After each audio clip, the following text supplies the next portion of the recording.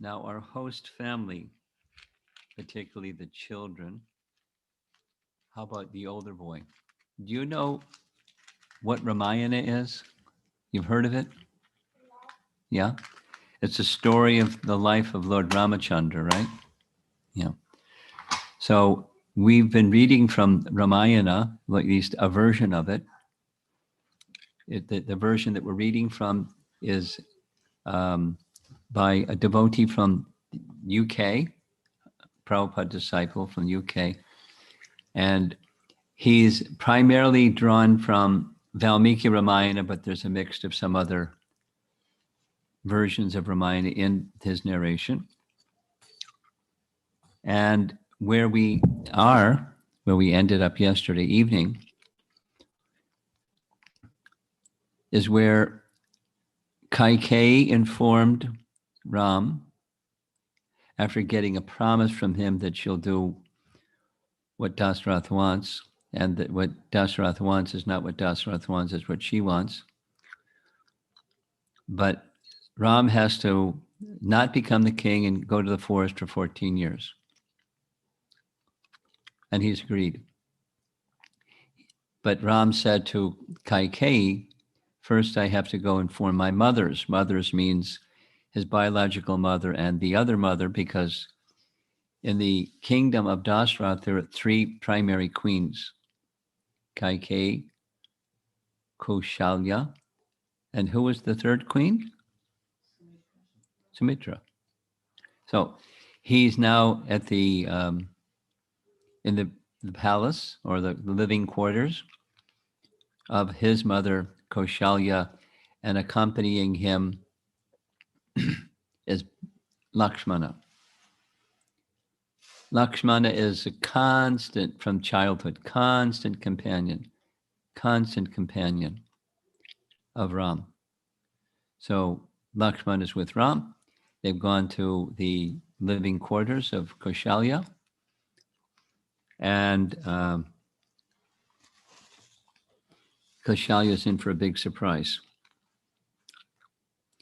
So the title of this chapter, chapter 8, is Grief and Fury. The fury is Lakshmana, and the grief is Kaushalya. Kaushalya spent the night in undisturbed prayer and penance on behalf of her son. She was unaware of the meeting with the king and Kaikeyi. Ram found her seated before the sacrificial fire, surrounded by Brahmins making offerings to Vishnu. She was clad in white silk, and although fatigued by fasting, she still appeared most beautiful. On seeing Ram bowing at her feet, she rose up joyfully to embrace and bless him. May you attain the age and fame of the virtuous royal sages who have gone before you in our line. Sit with me a little and take breakfast. Then go to your father, the ever-truthful monarch, for today he will install you as the prince regent. Kaushalya offered Ram a bejeweled seat next to her, but he merely touched it in respect and said, O godly lady, surely you do not know that a great calamity has now arrived. What I'm going to tell you will cause you unprecedented pain, even as it will my beloved wife Sita. I am about to leave for the forest. Therefore, what need have I of this fine seat? The time has arrived for me to occupy a mat made of forest grasses. Indeed, in accord with the promise already made to my father, I shall inhabit a lonely forest region, living on fruits and roots. How can I then partake of this royal fare you offer? The emperor will install Bharat as prince regent and has exiled me to the forest to live like a hermit for 14 years. Kaushalya at once fell down, like a tree severed at its root. Her mind confused, she lay on the floor like a goddess fallen from heaven. Ram quickly lifted her, gently stroking her face with his hand. Kaushalya slowly regained her senses. Struck with agony, she looked at Ram, who was controlling his own grief. She knew beyond doubt that her son could not possibly have spoken falsely, nor was he given to flippancy or jest. Flippancy means to say something kind of like he doesn't really mean it. He just says it flippantly, jokingly. His words were certainly true, and they pierced her heart. Clasping Ram's hand in hers, she spoke in a choked voice. For a long time, I suffered the terrible pain of being childless, O beloved son.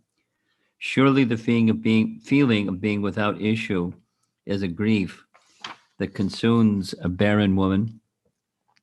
Before your birth, every effort your father made to please me was futile, O Raghava, for I longed only for a child. Your birth ended that pain, but now I fear that even a greater suffering has arrived. Kaushalya could not bear the thought of separation from Ram. She held him tightly as she spoke. Separation from you will rend my heart in two. That pain will be compounded by the cruel words of a junior wife. What could be more painful for a woman? Unending grief and lamentation has become my lot. Even with you by my side, I have been despised. What then will be my fate when you are gone, my dear child? Oh, surely I shall soon die. Kaushalya thought how she had always been neglected by her husband in favor of Kaikeyi. With Bharata enthroned, she would be entirely abandoned. For 27 years, she had watched Ram grow to manhood. So that tells us something about his age. He was 12 when he was married. That means he was in Ayodhya for 15 years. Awaiting the day when he would assume the throne and end her woes, how could she any longer suffer Kaikeyi's scorn? Now, Ram, her only solace, was leaving. It seemed her prayers were all in vain. Her fasts and meditations were useless. What is the value of all her self-discipline and sacred observances? Rather than becoming the king, her son was being cast away. Kaushalya condemned herself. Surely my heart is hard like steel, for it does not shatter upon hearing this terrible news. Death will not take one before the proper time, or else I should have certainly gone immediately to the court of Yamaraj, the great lord of death. If, by one's own sweet will, one could meet with death, then in your absence I would depart this very day. Without you, O Ram, life will be useless. Therefore, like a cow following its calf, I shall definitely go with you to the forest. Wailing in this way, Kaushalya contemplated the calamity about to befall her. Ram was duty bound to his father and would never oppose his order. He would certainly leave without delay. Unable to bear her suffering, Kaushalya collapsed, sobbing onto a couch. Lakshman stood nearby, writhing in pain. This situation was intolerable. How could Ram accept it? Why did he not do something? Unable to repress his tumultuous anger, Lakshman spoke furiously to Kaushalya. I also find Ram's imminent departure to be unacceptable, O glorious lady. Ram should never relinquish the royal fortune in any cause, for any cause. Perverted by the words of a woman, the king has lost his good sense. He is desirous of sensual enjoyments and has been overpowered by lust and senility. What will he not say? Urged by the sinful Kaikeyi. To desire the banishment of the powerful Ram is nothing short of madness. What vice or offense can be found in Ram?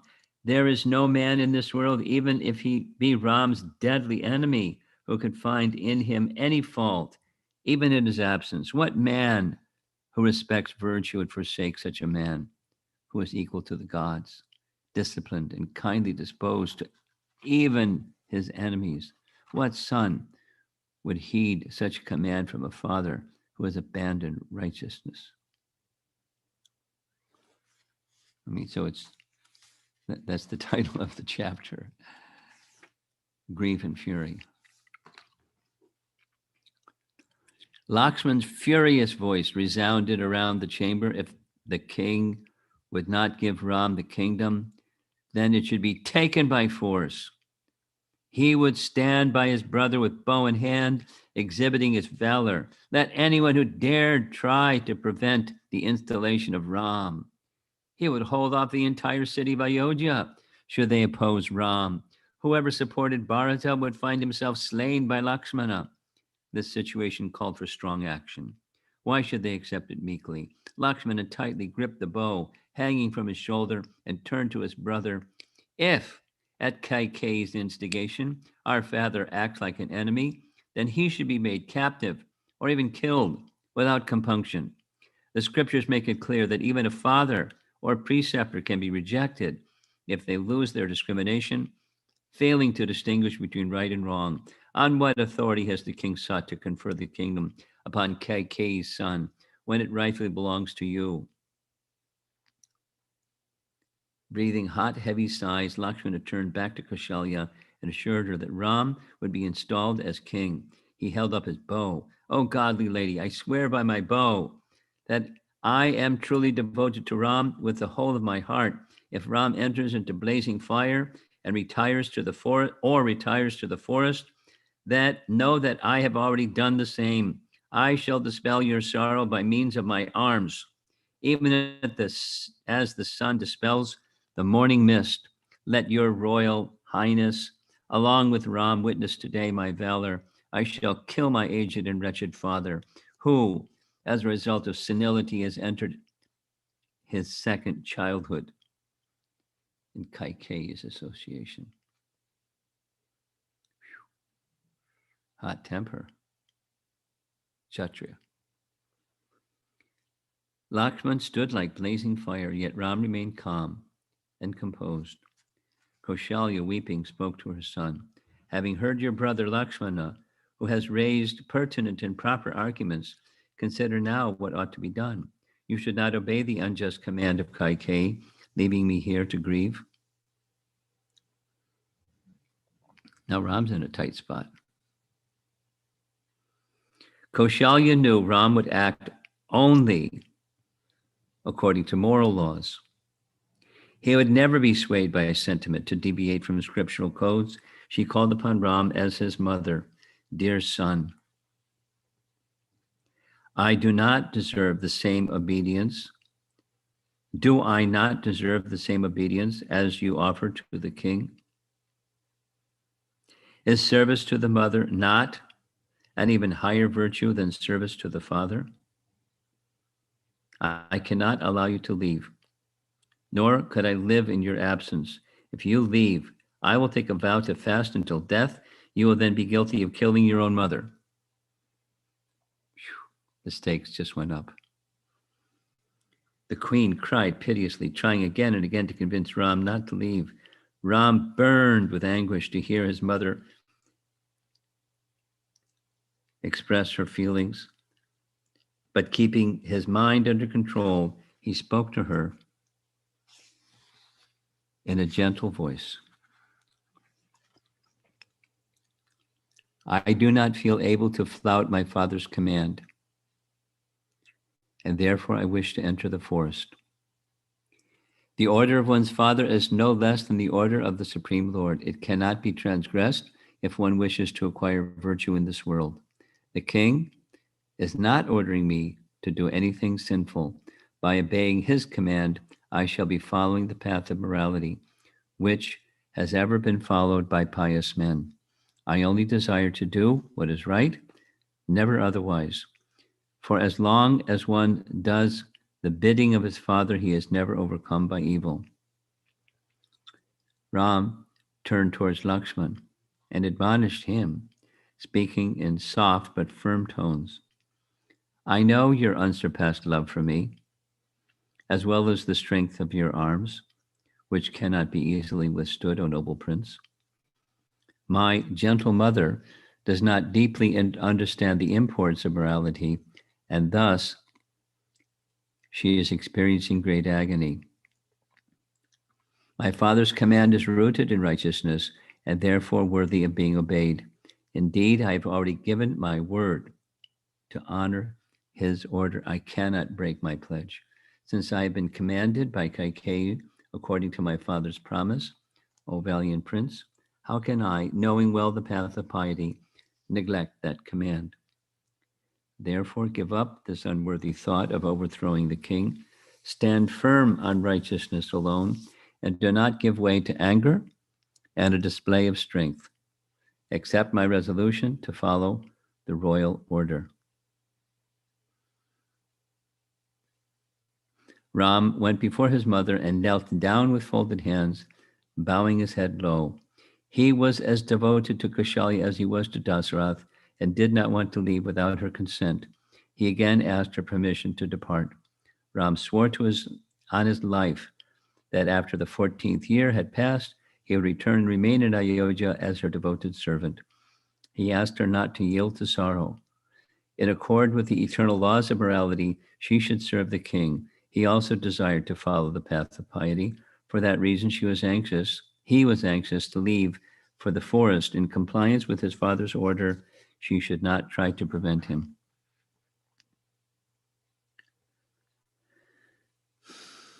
Hearing his request, Kaushalya felt impassioned. How could her son abandon her in this way? She had always carefully observed her duty as a mother. She was always affectionate towards Ram. Surely Ram realized that she would die if he left her now. In a last attempt to change his mind, the queen spoke in spirited tones. As your mother, I do not grant you leave to depart. Am I not venerable to you as your father? Oh, Ram, I cannot face the thought of your leaving. In your absence, I care not for either life or death. What will be the value of life to me without you? Whether it be in this world or in heaven, your presence for even an hour is more preferable to me than the possession of heaven and earth combined. As his mother wailed piteously, Ram only became all the more desirous to escape, even as a lordly elephant would want to escape when surrounded by men goading it with firebrands towards a trap. Fixed in his determination to do his duty, he replied, I feel that both of you, my dear mother, and the powerful Lakshmana have not properly understood my mind. Thus, both of you harass me most painfully. Happiness in this world is temporary and ultimately illusory. Only the foolish think themselves to be the body composed of material elements and thus seek sensual happiness. This body, along with its relations and all of the sensual joys, exists for only a few moments. The real self is the eternal soul dwelling in the heart, whose happiness lies only in the pursuit of a godly life.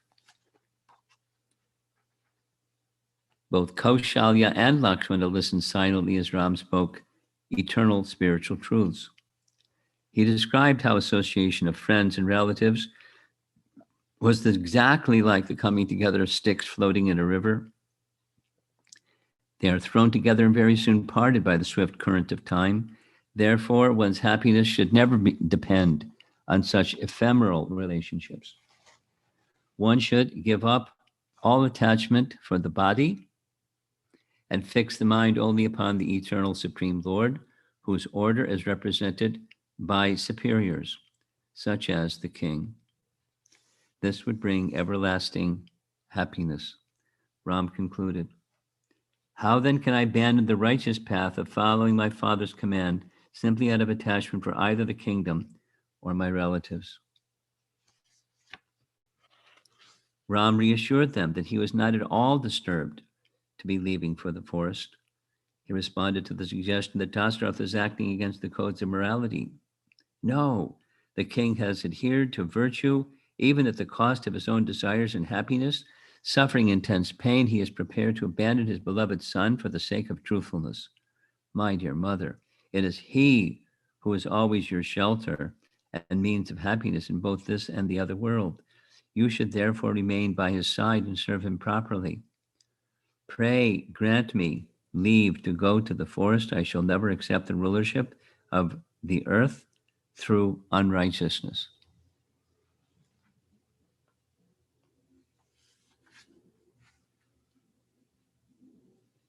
What's going to happen next?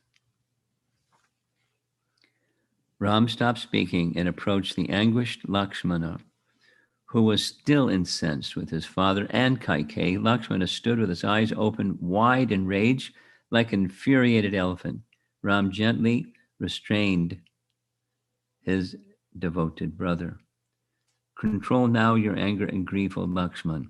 Take courage and overlook the seeming offense to myself. Experience instead the joy of assisting our Father to increase his virtue by implementing his pledge. Gentle brother, please send back all the items gathered for my consecration today. Reassure my mother and help me prepare for my departure. Ram placed his hand on Lakshman's shoulder. He was pained to see his brother's distress, but he had no intention of challenging his father. He had to vindicate the king's honor. As long as he remained in Ayodhya, the king would suffer the pain of seeing his truthfulness questioned. Only when Ram had left for the forest, clad in deer skins and wearing matted locks, would Kaikeyi be satisfied and the king's word redeemed.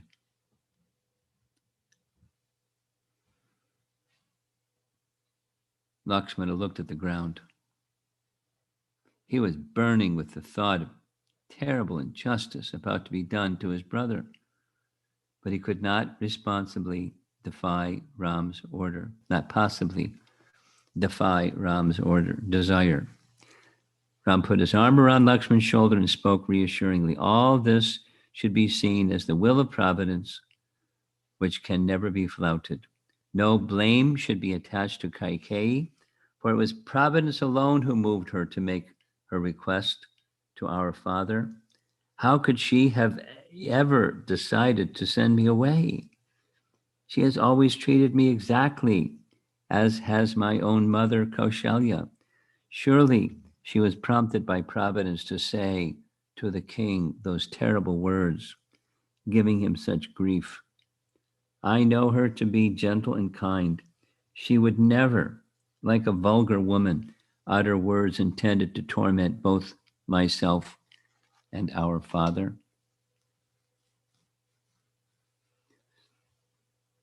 Ram felt no anger toward Kaikeyi, and he did not want her to be blamed for what was, after all, the divine arrangement. He continued, that which cannot be foreseen or understood must be accepted as the will of providence alone. What man can ever contend with destiny? Joy and sorrow, gain and loss, birth and death, all of these come one after another by the arrangement of providence or destiny. No one can avoid them, nor can anyone alter the strong course of destiny. When even the best laid plans go awry without any apparent cause, it is undoubtedly the work of providence. And we discussed this a couple times, but here it is again. He's providence. As the Lord in the heart of Kaikeyi, he prompted Kaikeyi to do what Kaikeyi did. Now, an instrument for that was mantra, but she could have said no, or she, any number of things. But it's all orchestrated by himself. So how can he be angry at her for something that he orchestrated himself or through her. He doesn't want others to feel ill towards her because it's part of the will of providence. Who can blame her?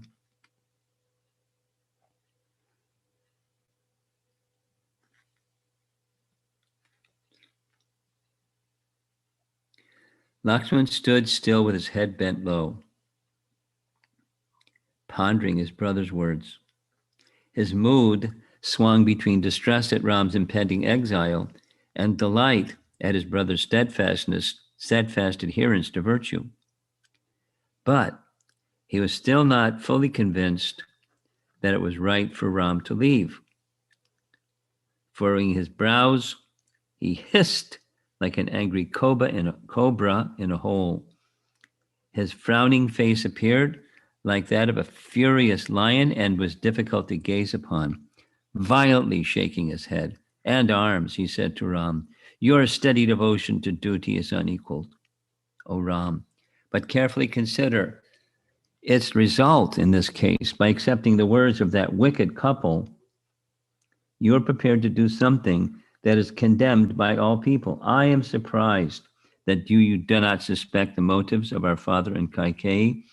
If there were any truth in this story about the boons granted by the king, then why did Kaikeyi not seek their fulfillment long ago?" Lakshmana accused the king of conspiring with Kaikeyi.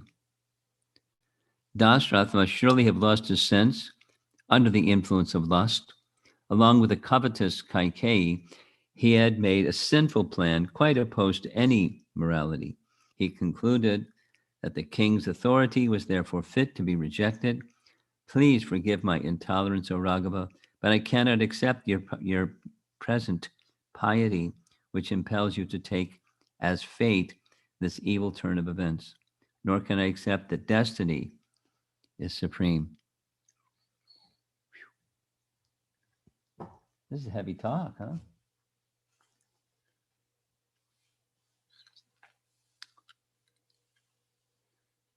I mean, let's step back and remember, according to the Bhagavatam, this is Vasudeva, Sankarshan, Pradyumna, and Aniruddha that we're speaking about.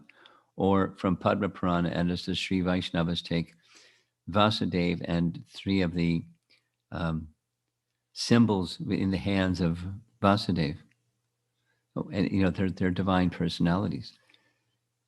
I can't accept that this is the arrangement of providence. I can't accept destiny.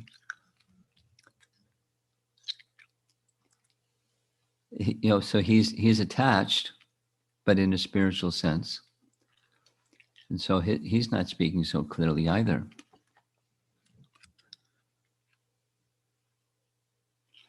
Lakshman was a heroic and powerful warrior. His face turned crimson as he went on. Why should one acquiesce to a painful fate as if he is helpless? Only those who are cowardly and weak would trust in destiny alone, Lakshman argued. The valiant always remain firm of mind. They never become disheartened when their purposes are thwarted by fate. Rather, they exert themselves with all power. Lakshman stood before Ram with his bow held high, shaking his bow. Today you will see me rushing at the enemy like an uncontrollable king of elephants. Not even all the gods united together will prevent your consecration today. Those who support your exile will find themselves either deprived of life or sent to the forest. I will dash the hopes of our father in Kaikeyi. Anyone opposing me will find no shelter in destiny as my fierce strength ruthlessly cuts him down. We have about 2 pages left. Lakshman drew his sword and cleaved the air. He gave full vent to his rage. The right time for Ram to retire to the forest had certainly not arrived. He should rule the globe for thousands of years. Only when his own sons were ready to take his place should he leave for the forest. That was the proper course of virtue. Lakshmana seemed about to consume the earth as he spoke. If you fear censure for the seemingly sinful act of rejecting Father's order, you should not worry. I shall personally guard you in every way and forcibly repel all those who object to your accepting this kingdom, even as the coastline holds back the ocean. O Ram, allow yourself to be installed today. I alone am able to prevent any impediments to the ceremony. These arms of mine are not meant simply to add to my attractiveness, nor is this bow a mere ornament, nor are my sword and quiver of arrows hanging on my body as badges of honor. All these are meant for crushing the enemy. Today, you will see arrows released like incessant showers of rain. You will witness my sword flashing like lightning as it cuts down all those who stand before me. The earth will be thickly covered with the arms, legs, and heads of heroes, hewn down by my sword. Enemies will drop like so many meteors falling from the sky. While I stand on the battlefield with uplifted weapons, how could any man alive be proud of his strength? Today, I shall demonstrate the king's helplessness and establish your unopposed sovereignty. Tell me, which of your enemies should this day be deprived of life, fame, and relations? Instruct me how to proceed so that this wide earth will be brought under your control. O glorious Lord of our race, I am here to do your bidding alone. Except Ram's going to say no.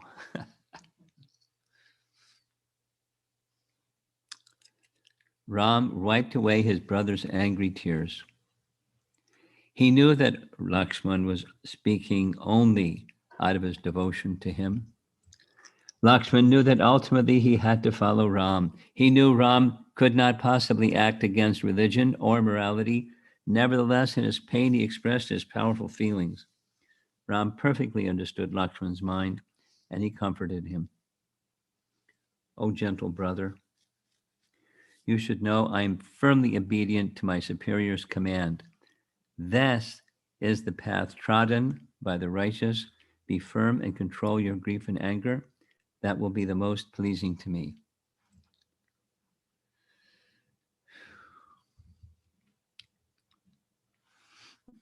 Kaushalya realized her son was unshakable in his determination to obey his father's order. Tears streamed down her face. Who could believe this was happening? Ram, the dearest son of the emperor, was being exiled to the dangerous jungle.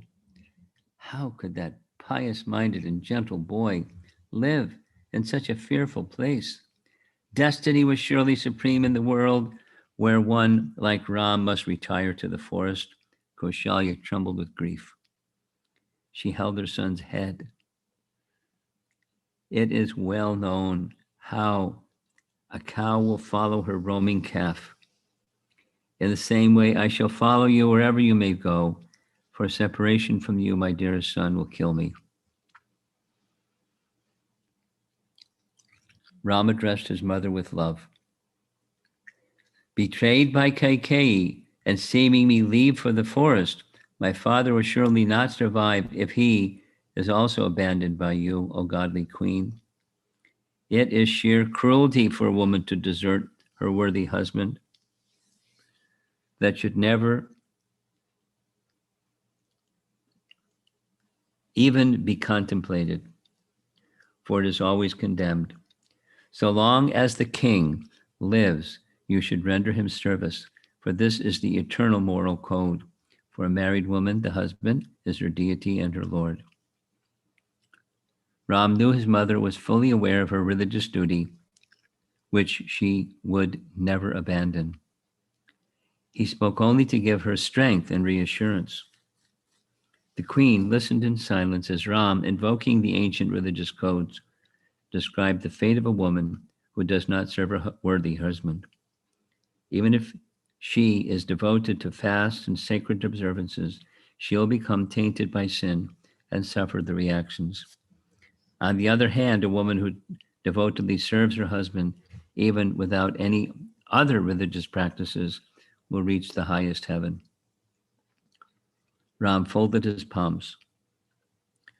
Therefore, O Queen, remain devoted to the king and ensure that he does not suffer excessive grief. Leading a holy life, bide the time until I return.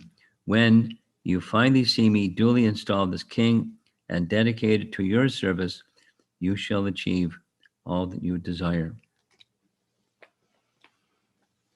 3 paragraphs remaining.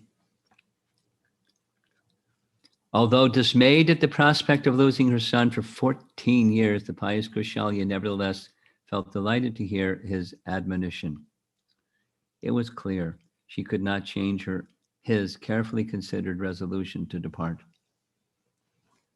Blinded by her tears, she said, "Go then with my blessings, O heroic son. May good betide you always.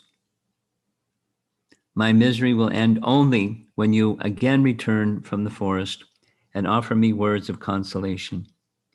If only that time were already arrived, leave now with a steady mind, dear Ram, following in the footsteps of the righteous, repay your debt to your father."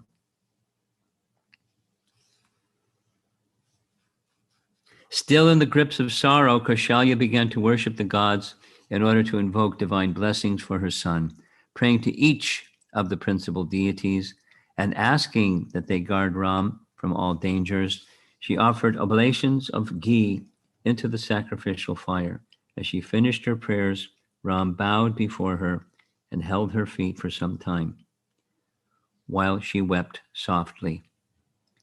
Embracing him tightly, Kaushalya said, "Please leave in peace, my child, and accomplish your purpose. When at last I see you return, as one would see the full moon appearing above the horizon, all my sorrow will be gone. Only when I see you ascend your father's throne, wearing the crown and clad in royal robes, will my heart's desire be fulfilled. May all the gods protect you as you sojourn in the dreadful forest. Depart now, O Raghava. I wish you well." Ram took leave of the grieving Kaushalya, who followed after him with her eyes. He went out of her apartments feeling agony. Lakshmana, who had resigned himself to accept Ram's determination to depart, followed close behind. It's really heartrending, isn't it?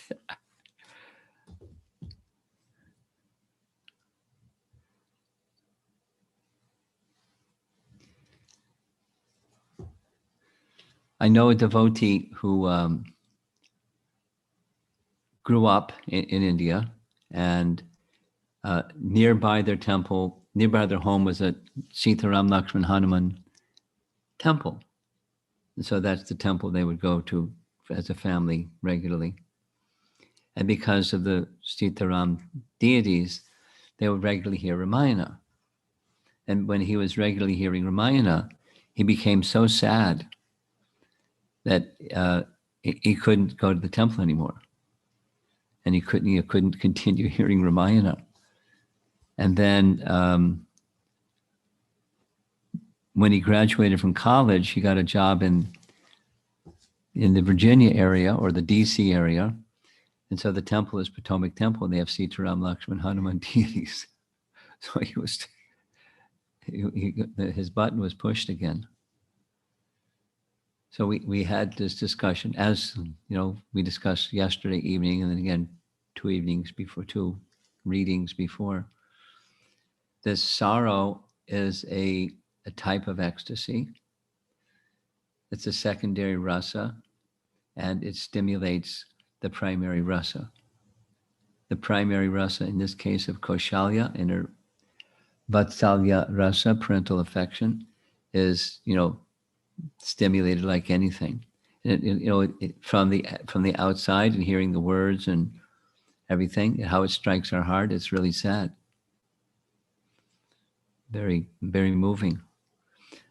But when we step back from that part, that's a transcendental, from her side at least, it's a transcendental emotion that's enhancing her parental affection.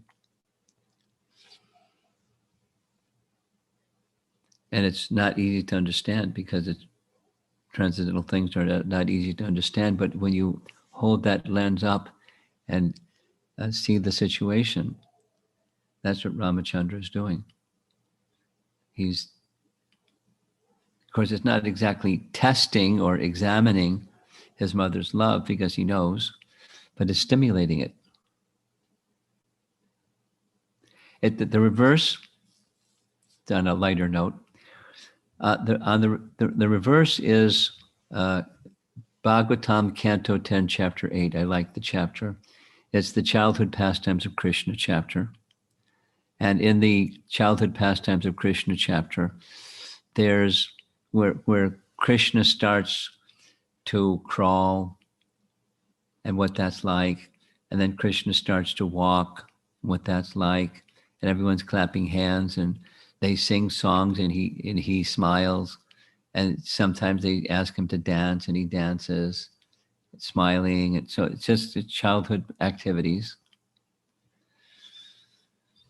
And then he and Balaram do mischievous things like pulling the tails of the calves in the field.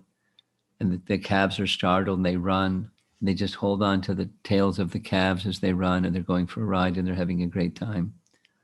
Just, child, little boy activities. Then comes his Makanshore Leela, and he wants to be reprimanded because it's part of affection. It's one of the varieties of affection between parent and a child is scolding. Now, those parents that aren't really affectionate, they may scold for other reasons. But loving parents, if they scold, it's for loving reasons. It's an exchange of love. So Krishna wanted that. So he would steal. And the ladies would come and complain. But it wasn't really complaining. They were enjoying describing his activities, but describing his mischief this way, that way, the other way, the other way. Mother Jasoda says, well, if he wants butter, then just give him butter. They said, we try, but he refuses. He just likes to steal. And he finds mischievous ways and describes the mischievous ways, how he steals. When her husbands come home and catch him in the act and they start to scold him, he just smiles and their hearts melt. So he's very clever. So the commentary says what Krishna wanted was that she would scold him because it's that kind of particular kind of love. But she didn't. She just embraced him and said, why do you do things like this? So he did something that would cause him to scold her. He ate dirt. That's in the same chapter. Now, all of this, and that the Leela is well-known Leela, but all of this is the stimulation of the love of his devotees. So whether it's as a child and he's doing mischief and he wants the scolding, Krishna wants, to stimulate the love of his devotees in different ways. And so a scene is created where their love is stimulated, although it looks like awful.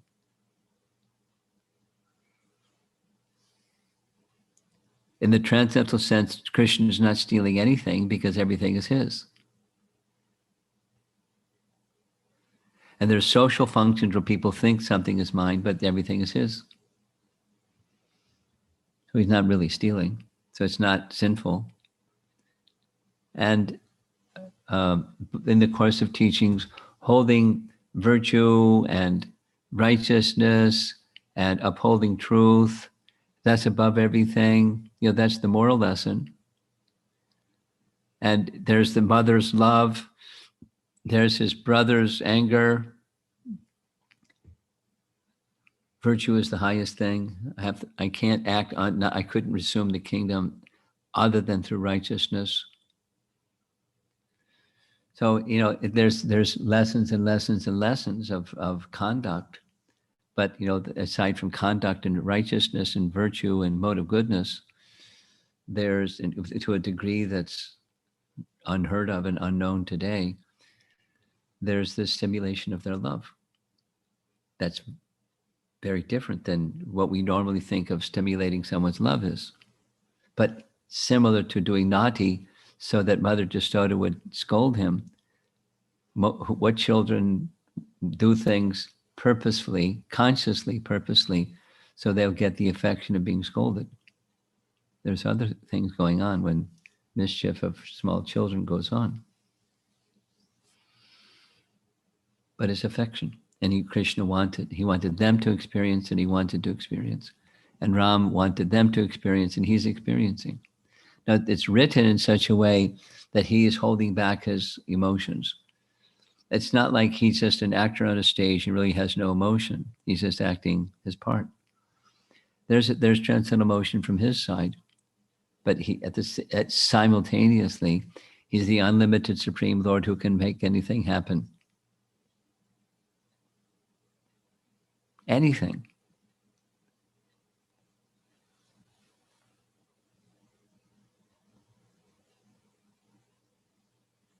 But he's having it happen by his own arrangements. Because again, it's saying that who can check the will of providence?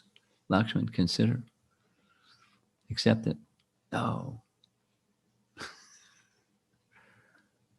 You act boldly and assert your rights, and this is right.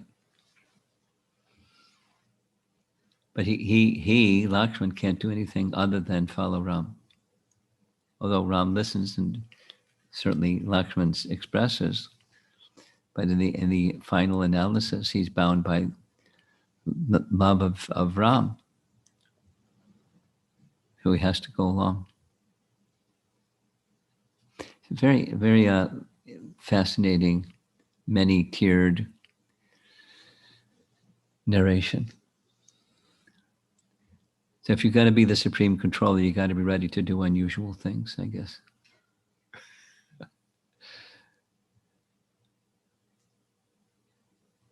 Any discussion here?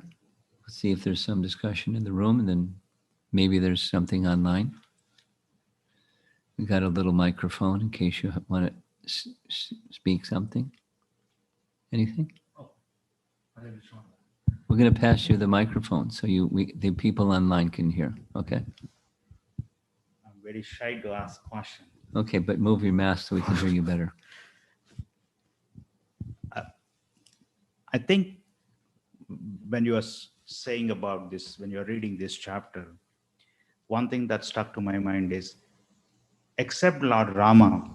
You're on, just speak into it. Just hold it closer. Except Lord Rama, I don't think anyone appreciated Dasarath's request to Rama or order to the Rama to send him to the forest. No one in Ayodhya or in the family or anyone appreciated or agreed Dasarath's direction to send Lord Rama to forest. Right, Maharaj? Right, that's correct. Only Rama accepted it because it's a direction from his father. Yes. Is that policy applies even for the people in Kali Yuga also? Meaning? Meaning, you don't worry what is the situation. You just follow your father's or mother's advice or the direction to do whatever they are asking. Well, that's the Varnashram principle, and the spiritual principle is God and his, the spiritual master, his dear representative. Now, that's the application in our present age. And the reason being that the Varnashram principle requires husbands that are qualified, and wives that are qualified, and fathers and mothers that are qualified, and perfectly virtuous and righteous, each one of them. And then the principle applies. But that's not a Kali Yuga fact. So it doesn't, you don't throw it in the garbage, but it doesn't carry the same weight. The weight is because of the perfectly righteous, perfectly virtuous, perfect example. And one follows that. So the spiritual principle, that's not the same as the Varnashram principle, is the guru, the representative, the Shiksha guru, or like Krishna giving instruction. He's the Shiksha guru for Arjuna. And Arjuna has plenty of opportunity to clear his doubts. And when his doubts are cleared, he's ready to do what Krishna wants. Now that literature was composed, of course, during Krishna's time, which wasn't yet Kali Yuga, but it's for Kali Yuga people. It's the Dharma for Kali Yuga people. Dharma Sangsthapanartaya.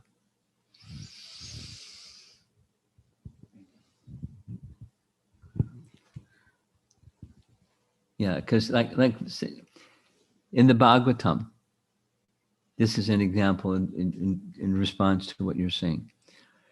In the Bhagavatam, in Canto 7, the whole of Canto 7 is narrated by Narada to Yudhishthira.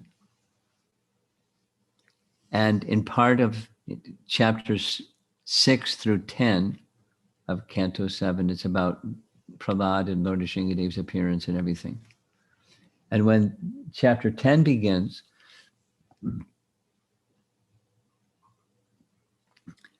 Yudhishthira says, wow, Prahlad is fantastic. How I'm the king. Can you give me instructions how I can help my citizens become fantastic like that? So part of that whole section is description of the different varnas. That's why I'm making this connection. And the description of the varnas for that age is not possible for this age. You go to the forest, wear tree bark, and this and that and the other thing. Live on roots, and so people can't do that. A religious person cannot do that. It's not realistic. You have to take the principle of simplicity and not continuing for the entirety of one's life to be entangled in family affairs, etc., etc., etc. So one has to extract principles from the application of that principle. Because Varnashram principles, the reason I'm bringing this up is Varnashram principles in this age don't carry the same weight because people don't have the same capacity as previous ages in terms of everything. Because it's Kali Yuga, everything has become deteriorated. So it's something that doesn't change over time, and that's the principle of Guru. So in this age of Kali, that's where the principle rests. At all costs, the instruction of Guru is everything. Now, how that is to be applied, like let's take Prabhupada's example. His spiritual master said, go to the West. He didn't do it right away. He didn't feel qualified, but that was what propelled him, because the instruction of his spiritual master, he had to take as his life and soul, and he did.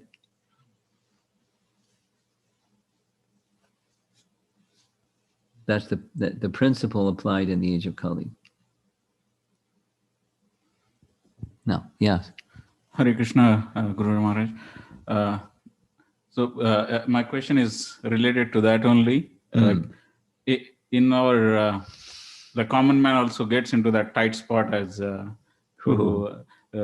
many a times, like not to that severity, but many a times. Yeah. But that stability which Prabhu Ramchandra showed that time, is like that stability can be achieved like to some extent, or is it Yes. like coming installed? Yeah, it comes in stages, yes, but it can be achieved, yes. And the phrase that's in the Bhagavatam that Prabhupada would speak of is dhira, D-H-I-R-A, dhira, sober, undisturbed even when there's cause of disturbance. So how do you become dhira? Is it possible? Yes. How do you become dhira? Well, there's a lot of cleansing is needed because there's a lot of other things that we take shelter of and have attachments to than transcendence. But it's attachment, affinity for transcendence. It came out in this morning's class as well, the discussion from Uddhava Gita.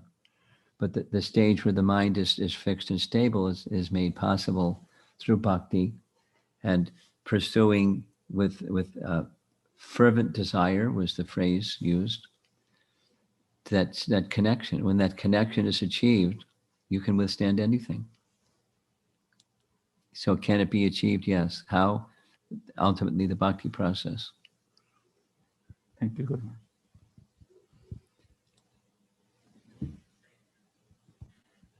Yes? Microphone? Pass the microphone.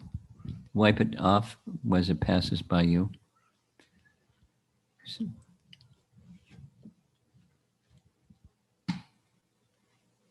We have a little protocol for sanitizing the handle and the top. It's just safety purposes. Hare Krishna. A small question. Maybe Okay. the answer is same. Like when Prabhu Sri Rama was at his guru's place, like Vashishta, Yeah. he was the self-realized person. Who? Vashishta. Sri Rama. Sri Ram. Okay. Also means what I know. So due to that, he was able to manage all those things in Yes. his life. Yes. Okay. But self-realized includes, a subset of self-realized includes shelter in transcendence. So it's not just knowing who you are, but shelter in transcendence. So he was playing the role of a king, and the king takes shelter of Narayana, or the personality of Godhead. Now he's the personality of Godhead. So it's more than just like a self-realized. But, let's say Vashishta, he was self-realized, but he had full shelter. He was a devotee of the Lord. His function as a Brahmin was different than the function of a king, but that's a good example of self-realized. So he remained, just like a nice example, when Parshuram came, and it was a big dust storm, and it was like, everyone freaked out. It was very scary. And there's only a handful of people that remained conscious. Everyone else just fainted. But the ones that remained conscious, Vashishta, Dasarath, and some of the Brahmins who were with Vashishta, everyone else just got knocked out because it was too scary. They lost consciousness. So equanimity or stability or state remaining fixed, stitadi is another phrase from Bhagavad Gita. You've heard that phrase, right? Stitadi. Strita pragya. Yes, Stitya pragya. So you can't be stita pragya without shelter in the personality of Godhead. The self-realized person has that shelter. So just Brahma Bhuta, or knowing that you're spirit, is insufficient.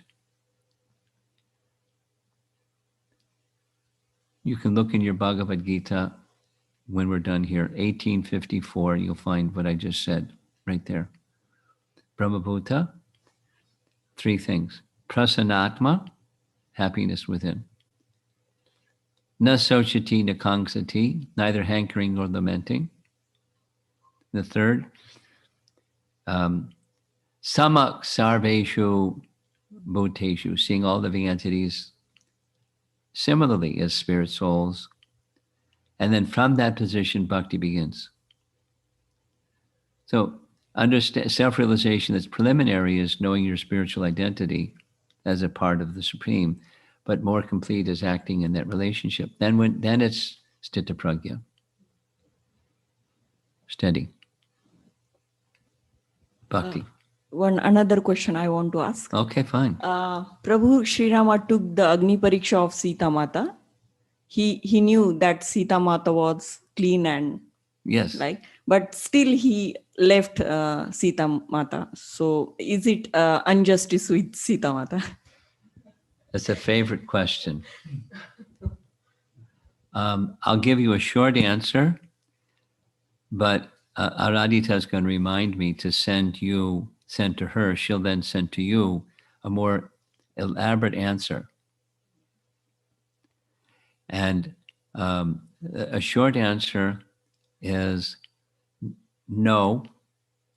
It's an experience of transcendental rasa, of separation.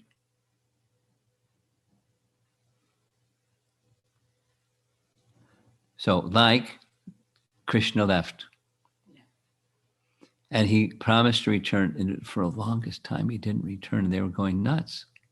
So, wasn't that like unfair, unkind? How could he knew their love for him, and he had that love for them? Why didn't he return? That's wrong. Balaram told them it's wrong.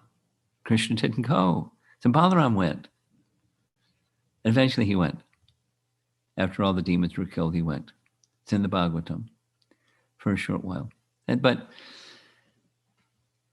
there's a rasa of love and separation. So that's there's a much bigger picture of that she'll send you. So, but it wasn't immoral or unjust.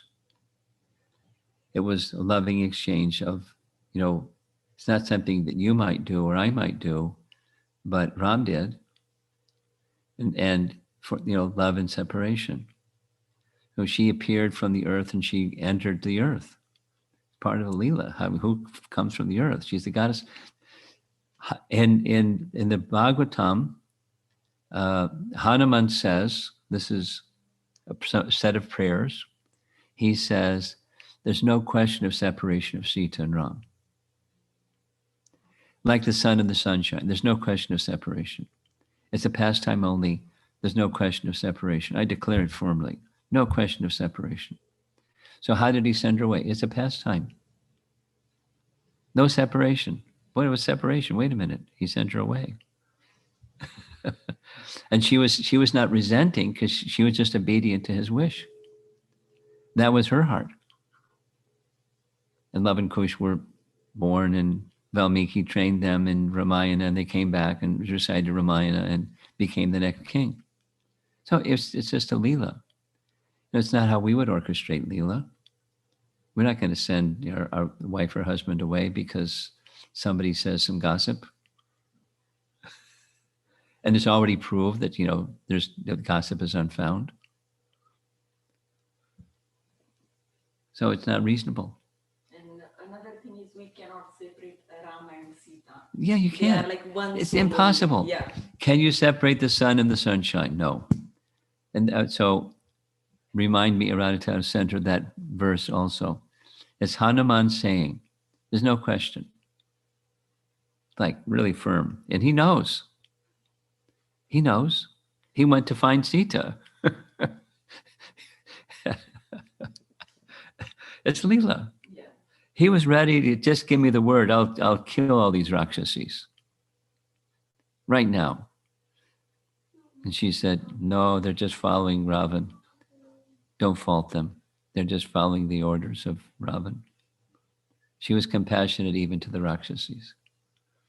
So it's all instructive of what's the life of virtue look like. Okay, do we have anything online? No. Okay. Anything else in the room? Otherwise, we're going to conclude. Okay. Srila Prabhupada ki jai.